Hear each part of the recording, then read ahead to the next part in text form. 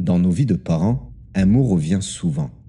Parfois murmuré avec fatigue, parfois lancé dans un éclat de frustration. Difficile.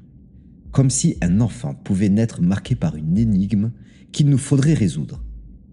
Mais un enfant difficile, qu'est-ce que c'est vraiment? Est-ce un enfant qui s'oppose, celui qui crie plus fort, que nous n'acceptons pas, celui qui semble toujours être contre-courant? Ou bien est-ce le reflet de notre propre regard, alourdi par notre impatience, brouillé parce que nous ne savons pas comprendre? Difficile. Ce mot si souvent prononcé est chargé de jugement. Mais si nous prenions un instant pour l'observer avec un peu de recul, peut-être verrions-nous autre chose. Peut-être verrions-nous, au-delà de la colère et des silences, un appel, l'expression d'un besoin que les mots ne suffisent pas à porter. Aujourd'hui, je t'invite à regarder autrement ces enfants que l'on qualifie de difficiles. À voir derrière leurs attitudes une vérité parfois cachée mais toujours essentielle. Et peut-être à entendre ce qu'ils tentent de nous dire lorsque nous croyons qu'ils crient trop fort. Nous vivons dans un monde où la vitesse et la maîtrise sont érigées en valeurs fondamentales. Dans ce contexte, les enfants, avec leur spontanéité et leur imprévisibilité, semblent parfois dérangés. Leur rythme, si différent du nôtre, nous confronte à nos limites d'adultes. Alors qu'un enfant pleure, s'oppose ou s'agite, nous le qualifions trop rapidement de difficile. Pourtant, ce mot ne reflète pas une vérité absolue, mais bien souvent une incompréhension, une incapacité à décrypter ce que l'enfant tente de nous communiquer. Les enfants ne sont pas des adultes en miniature, ce sont des êtres en construction, bruts et authentiques, qui n'ont pas encore appris à dissimuler ou à rationaliser leurs émotions. Ce que nous appelons difficile chez eux est souvent les conséquences de ce qu'ils ressentent face à nous, nos silences, nos impatiences et parfois notre manque d'écoute. Leur monde est gouverné par leurs ressentis immédiats, leurs besoins non satisfaits, leurs questions sans réponse. Et face à cela, nous, adultes, nous avons parfois du mal à nous adapter. Nous préférons coller une étiquette, un mot simple, difficile. Mais un enfant ne cherche pas à être difficile. Derrière ce que nous percevons comme de l'opposition ou de l'agitation est souvent un appel, un besoin de reconnaissance, une demande d'aide, une quête d'apaisement. Ces comportements ne sont pas des défis qu'il nous lance, mais les outils limités qu'il a pour s'exprimer, faute d'avoir les mots ou la maturité pour en faire autrement. Prenons un instant pour observer ces moments de crise. L'enfant qui pleure au milieu d'un magasin n'est pas un tyran capricieux. Généralement, il est juste submergé par un environnement bruyant, par une fatigue qu'il ne sait nommer, par une frustration qu'il ne sait expliquer. Ces cris ne sont pas dirigés contre nous. Ils sont le reflet de son incapacité à gérer ce trop-plein d'émotions. Et pourtant, face à cela, nous nous braquons.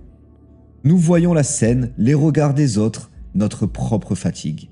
Et nous oublions d'écouter ce qui se cache derrière ce tumulte. Un enfant difficile en réalité est souvent un enfant en difficulté. En difficulté pour comprendre ses émotions, en difficulté pour les partager. Et c'est à nous, adultes, de lui offrir cette clé.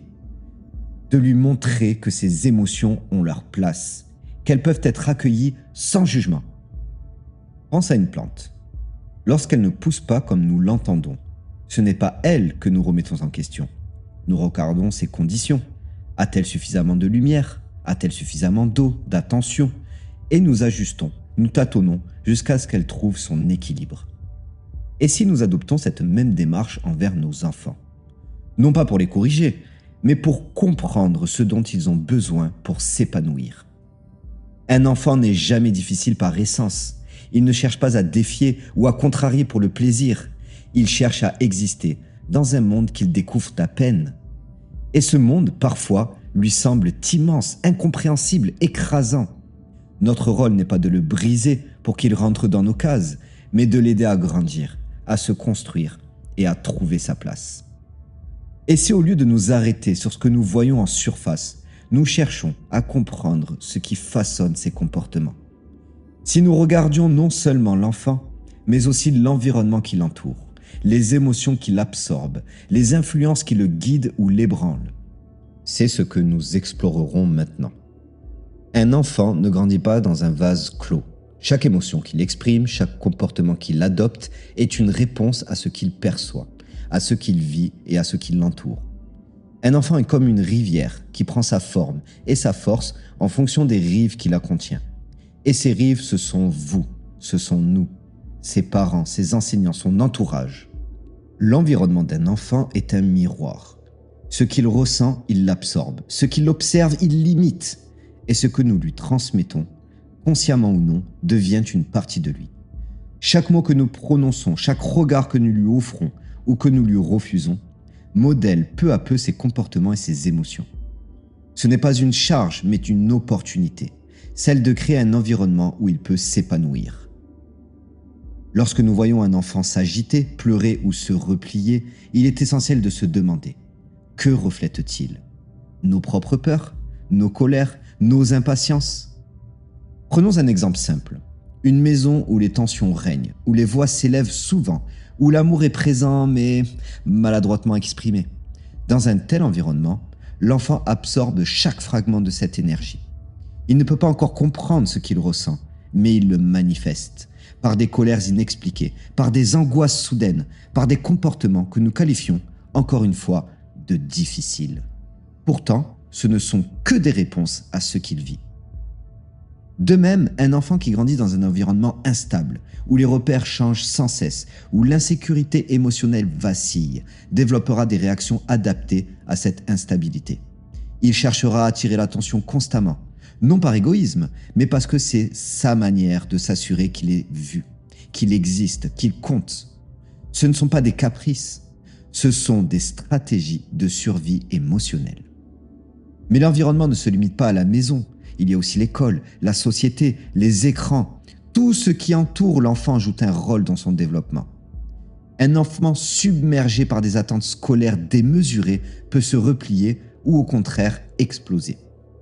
Un enfant confronté trop tôt à la compétition ou à des modèles inatteignables peut développer des comportements qu'on interprète comme difficiles à s'intégrer.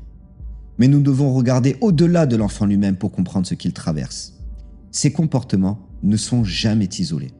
Ils sont le reflet d'un système plus vaste, d'un environnement qui influence parfois bien au-delà de ce que nous imaginons. Et si, pour mieux comprendre nos enfants, nous commencions par examiner leur environnement? Et si nous acceptons l'idée que nous, adultes, jouons un rôle central dans ce miroir qu'ils nous tendent chaque jour? Non pas pour nous culpabiliser, mais pour apprendre. Car tout comme l'enfant est en construction, nous le sommes aussi. Chaque jour, nous tâtonnons, nous essayons, nous commettons des erreurs. Et c'est cela aussi être parent.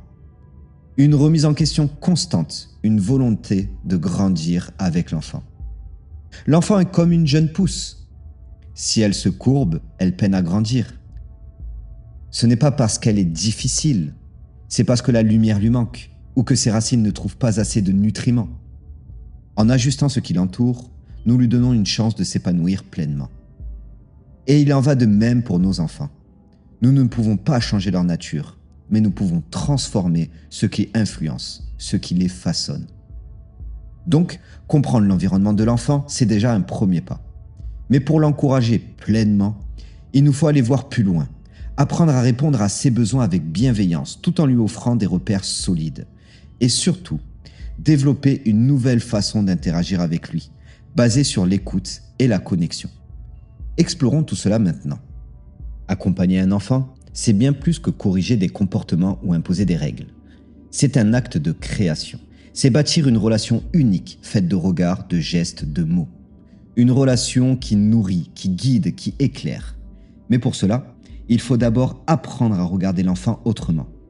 Non pas comme un être qu'on doit contrôler, mais comme une âme que l'on doit comprendre, un esprit en devenir qui cherche sa place dans un monde qu'il découvre encore. L'enfant, il a besoin de repères. Pas de murs, mais de balises. Des limites, oui, mais des limites qui protègent et non qui enferment. Une main tendue qui le guide, non une barrière qui le freine. Et ces repères, c'est à nous de les construire avec patience et bienveillance. Car avant de demander à un enfant d'écouter, il faut d'abord lui montrer qu'il est entendu. Être adulte face à un enfant, ce n'est pas se poser en maître, mais en allié. C'est lui dire « Je suis là pour toi », même lorsque tu tombes, même lorsque tu cries, même lorsque tu penses que je ne te comprends pas. Et trop souvent, nous cherchons des réponses dans les méthodes, des livres, des conseils standardisés. Mais il n'existe aucune recette universelle. Parce que chaque enfant est un univers. À chaque relation est une œuvre à créer, patiemment, jour après jour. Écouter son enfant, c'est aussi accepter de mettre de côté nos certitudes et nos impatiences. C'est lui donner de l'espace pour être entendu, vraiment entendu. Alors oui, il y aura des moments où il nous défiera, pas par malice, mais parce qu'il apprend à tracer ses propres frontières. Il y aura aussi des moments où il nous testera, pas par provocation, mais pour savoir jusqu'où il peut aller, pour comprendre où il est en sécurité. Et dans ces moments-là, notre rôle, ce n'est pas de réagir avec de la colère ou de la frustration, mais par de la constance et de la bienveillance. Imaginez un phare. Dans la tempête, il n'effraie pas les bateaux. Il ne repose pas un chemin unique. Il éclaire. Tout simplement. Il est une présence solide et inébranlable sur laquelle les marins peuvent compter. Nous, adultes, nous devons être ce phare pour nos enfants. Leur offrir une lumière qui les guide sans jamais les aveugler. Accompagner un enfant, c'est aussi accepter de se transformer soi-même. Chaque interaction, chaque moment de doute ou de joie partagé avec lui est une invitation à grandir à notre tour. L'enfant nous tend un miroir, parfois déformant, parfois brutal, mais toujours sincère. Et si nous avons le courage de le regarder, nous découvrirons bien plus que ses besoins ou ses émotions. Nous découvrirons aussi nos propres failles, nos blessures et nos forces. Un enfant difficile, ça n'existe pas. Ce qui existe, ce sont des enfants qui explorent un monde immense et déconcertant, et des adultes qui cherchent, souvent maladroitement, à les y accompagner. Ce qui existe, ce sont des relations imparfaites, mais pleines de promesses. Ce qui existe, c'est la beauté d'un chemin parcouru ensemble, avec ses embûches et ses éclats de lumière. Alors, je vous laisse avec cette pensée. Chaque enfant est une invitation à écouter plus profondément, à aimer plus sincèrement, à grandir plus pleinement. Ce que nous percevons comme des enfants difficiles chez eux sont souvent des appels, des éclats d'humanité brute qui nous rappellent que nous aussi, nous avons été des enfants, fragiles, curieux, parfois en colère, mais toujours en quête. Et si au lieu de chercher à les changer, nous apprenons à les accepter tels qu'ils sont. Si nous remplaçons nos attentes par des attentions sincères, nos jugements par une main tendue, chaque mot, chaque regard, chaque geste compte. Vous avez ce pouvoir immense de transformer leur monde, non pas en imposant votre autorité, mais en offrant votre présence. Alors, prends un moment pour réfléchir à ce que vos propres enfants, ou même ceux qui croisent ta route, tentent de te dire. Quels sont les messages que tu n'as pas encore entendus? Quelles sont les émotions qu'ils espèrent partager avec toi? Nos enfants, ce ne sont pas des équations à résoudre. Ils sont des invitations à ralentir, à écouter, à transformer notre regard. Et si tu prenais ce temps-là? Non, pas seulement pour eux, mais pour toi aussi. Peut-être que tu découvriras qu'en les aidant à s'épanouir, tu vas trouver les clés de ton propre équilibre. Les enfants, ils ne cherchent pas des adultes parfaits. Ils cherchent une présence sincère, une lumière, même vacillante. Alors, sois ce phare qui les guide sans les éblouir. Ce port où ils trouvent refuge, même dans la tempête. Car chaque enfant, au fond, ne demande qu'une chose, être accueilli avec amour, pour qu'un jour, il trouve le courage de briller de sa propre lumière.